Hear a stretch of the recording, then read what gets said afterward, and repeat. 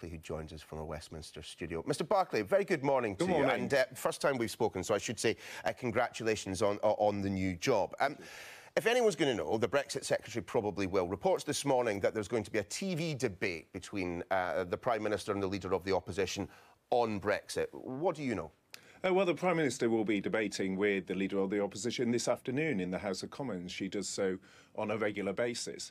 And what she'll be doing is making the case, demonstrating that this is a good deal. It's a deal that respects the referendum. Brexiteers like me, it delivers on what we were looking for. It introduces, for example, a skills-based immigration system. It takes back control of our money, laws and borders. And this is what I campaigned for in the referendum. It delivers on that referendum result, and it's a very good deal for the United Kingdom as a whole. Yeah, we were expecting the Prime Minister, of course, to debate the Leader of the Opposition this afternoon because it's on the order paper. What we weren't expecting was to hear that she wants to have a TV debate with him because she ducked one at the 2017 election. Well, I haven't seen plans for that, but obviously I know this is an issue that you and Sky as a whole have campaigned on in terms of the general election, and I'm sure your voice on that will be heard in the coming days. Do you think it's a good idea? Well, it's a decision to be taken in due course. I think we have a lot of debates between the Prime Minister and the Leader of the Opposition in the House of Commons. But what the whole Cabinet needs to be doing, I'm looking forward to playing my part in, is making the case this is a deal that delivers on the referendum. And we've had a very divisive period over the last 2 years. And it's now time that we come together as a country, we move on and we deliver on this deal so that we can give business the certainty it needs and also give certainty to the EU citizens living in the UK and to our citizens living in Europe. The key question, of course, for the Prime Minister right now is, as you know, the arithmetic in the Commons doesn't quite seem to be there for her to get the deal through. Is how exactly you persuade the 80, maybe 90 or so of your own MPs that this deal is not only the best deal, but it's the only deal. How is the Prime Minister going to secure votes from people who seem so implacably opposed to that which she's agreed with the EU?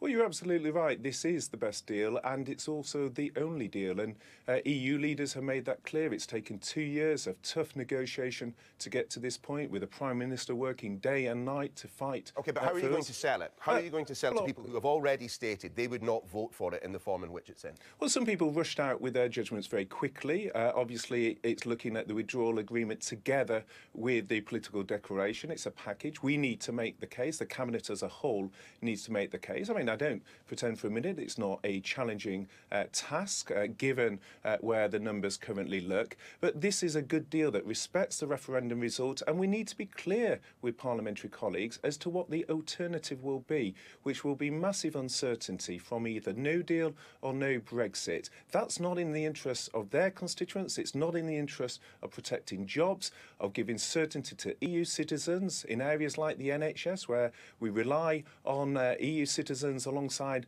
our own citizens, and it doesn't give security for our British citizens in Europe.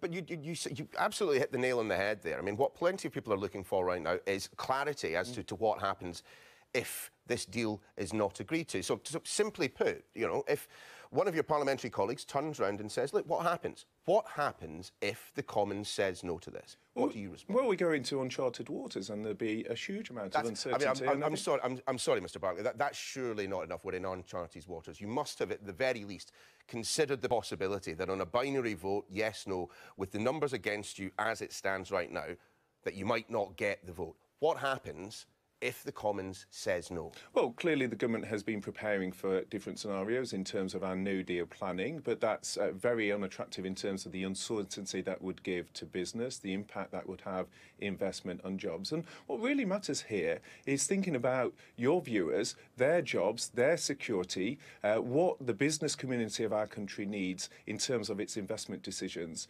And we have a deal on the table. It's the only deal, as you say, which respects the referendum result that Brexiteers like me campaigned for, that allows us to put an end to freedom of movement, to have control over not sending vast sums of money to the EU. So it delivers on what Brexiteers like me campaigned for, but it avoids the uncertainty of the alternative, which is no deal, no Brexit. And that is what parliamentarians need to reflect on just to be clear, as they look at the deal. I mean, you said it there. The alternative is no deal. So if the Commons says no, no deal is what's going to happen? Well, this is the only deal on the table. European leaders have made that clear. And we've got a good deal. This is a deal that is good for the United Kingdom as a whole, that allows us to take control of fishing, that takes our agriculture out of the very unpopular common agricultural policy, that allows us to have close security links with Europe, but also to respect the trading links that we need. So this is a good deal. It's one that respects the United Kingdom. It gives our businesses the certainty to protect jobs, the jobs of your viewers. And the alternative, as European leaders have made after what has been a very difficult and intense 2 years of negotiation, is that this is the only deal on the table. And parliamentarians really need to reflect on the uncertainty that would result from not supporting a deal that respects the referendum. And there's I just want to be absolutely clear, Mr. Barclay, because I don't want anyone to misinterpret your remarks. Just the same question again. You mentioned no deal there. If the Commons says no to the deal that's on the table, no deal is the alternative. That is what will happen. That is what you're saying. No, what I'm saying is it will be uncertain. It'll be no deal or no Brexit. There isn't an alternative deal on the table from the European Union. It's taken us 2 years of very tough negotiation to get to this point. And we need to give businesses the certainty, we need to give our citizens the certainty that this deal will do. And this is a deal that, as I say, allows us to take control of our own immigration, of our borders, to have a skills-based immigration system, to have an independent coastal policy, to take our agriculture out of the common agricultural policy, to take back control of our money, borders and laws. And it's about time we get that certainty and bring the country together after what has been a very divisive 2 years.